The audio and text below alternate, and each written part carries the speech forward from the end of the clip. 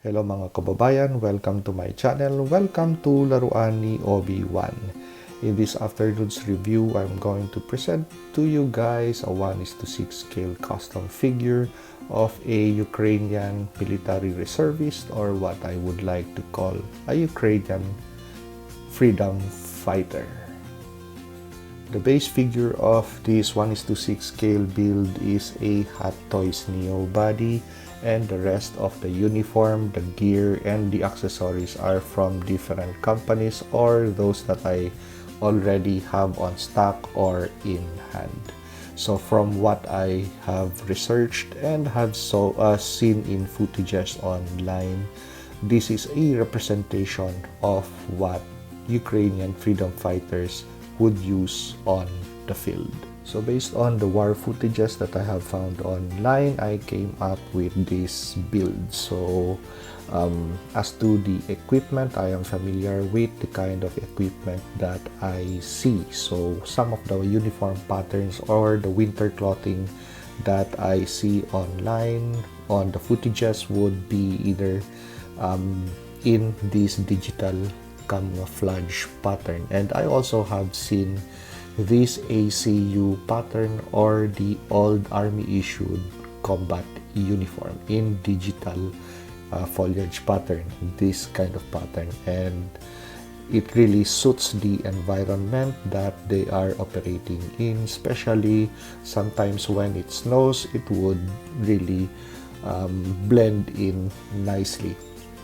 As for protective equipment, we have a hodgepodge, or depends on what the reservist would be issued or is available at hand. So sometimes we would see the old PASGAT system or the personal armor system for ground troops, or sometimes we would see Mitch helmets or the modular integrated communications helmet. So I still had a Mitch on board in my parts bin. So the Mitch helmet, I also had a ACU pattern, and the Mitch helmet had an ACU pattern helmet cover. So I brought those out and use it with this figure. As for body armor, as seen on the footages, there would be a mixture of body armor. So there would be depends on what company that they bought from, or sometimes we would see Interceptor body armors, or sometimes we would see French issued body armor, and sometimes we would see older style body armors that are in use right now. As for load bearing vests and equipment, so sometimes we would see vests with MOLLE attachments, sometimes we would see belts with all of the equipment hanging on the belt, with suspenders for weight distribution. So there's really a hodgepodge of gear and accessories, depends on, of course, on what is available. But what is most important is the ability and the willingness to fight for freedom. So the Ukrainian government has already issued its Populace with the AK-47. So this AK-47 is a rifle that is good for mid-range and long distance, up to about 300 yards or so.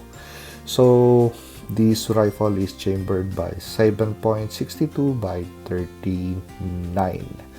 So it's a 30 round magazine with one in the chamber, and it has iron sights and a fixed butt stock. So as for the thing that I had for ammunition carrying capacity for carrying magazines and extra ammunition would be this older styled Russian issued mag pouch with side pockets to carry extra stripper clips of ammunition.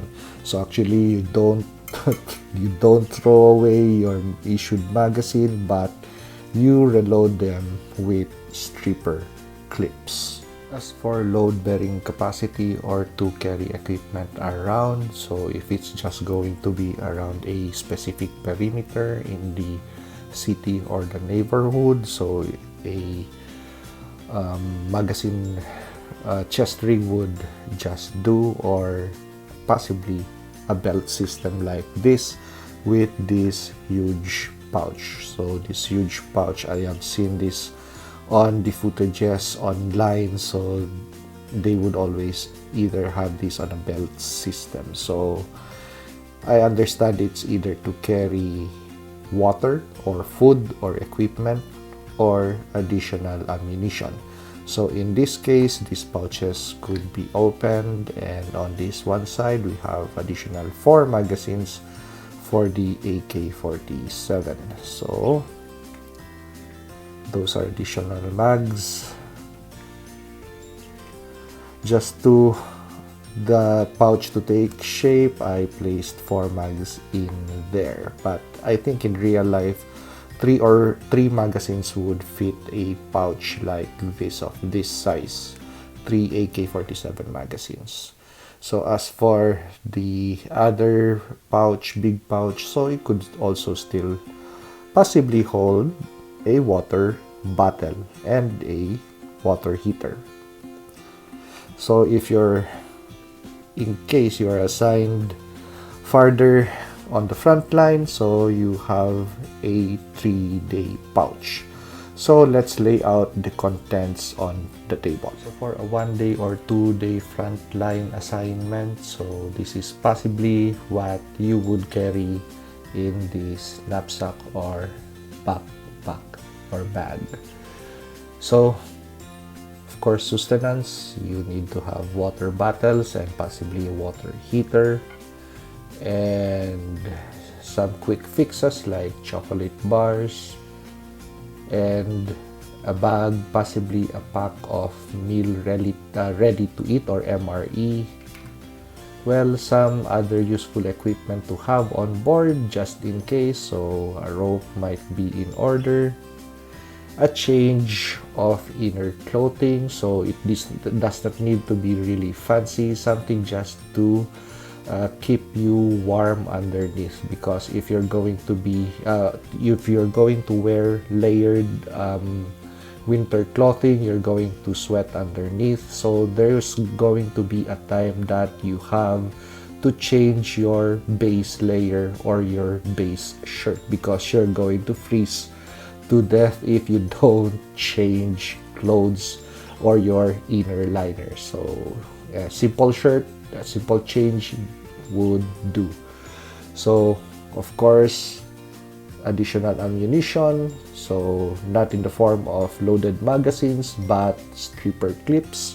So I'm yet to find other stripper clips in my collection or my parts bin, so this is just a representation. And first aid kit, and of course, who would need possibly duct tape on board. So this has many uses in the field. So bottle dressing and first aid kit and other possible equipment like a multi-tool. And the last, if you're observation post assignment, so you would be given a radio and you'd be given a GPS, so just a representation. So I just had this on board, so I put it in, it's just easy to put it in with the bag set. So of course, if you have a GPS, you would have to you'd need a map and other possible equipment, if they ever get one, would be a signaling device in the form of a smoke grenade. Okay, so that's going to be the content of this bag. So this ends the details of this 1:6 scale custom freedom fighter. So for us who enjoy our country's freedom, let us value what individual freedom allows us to do as citizens. So if you like this video, like, comment, and subscribe, and see you on the next video review.